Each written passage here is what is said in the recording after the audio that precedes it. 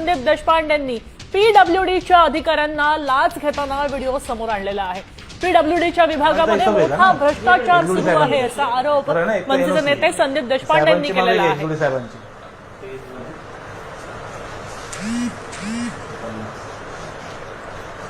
पातळी ही भयावह पद्धतीने राक्षसी पद्धतीने वाढत चालली आहे असं मला संबंधित कंत्राटदारांनी सांगितलं। म्हणजे त्यांनी मला जे सांगितलं ते मी तुम्हाला सांगतोय। त्यांनी मला असं सांगितलं की पहिले कामाची एक फिक्स अमाऊंट असायची, समजा काय 1 कोटीचं काम असेल तर त्याचे काय 5%, 10%, 12% जे काय ते फिक्स असायचे सगळे। आता शासनाचा निधी आणण्याचे पैसे वेगळे, वर्क ऑर्डरचे पैसे वेगळे आणि वर्क ऑर्डर एक्झिक्युटिव्ह झाल्यावर जे पेमेंट निघतं पीडब्ल्यूडीचे त्याचे पैसे वेगळे। इतका उघड पद्धतीने हा भ्रष्टाचार चाललेला आहे।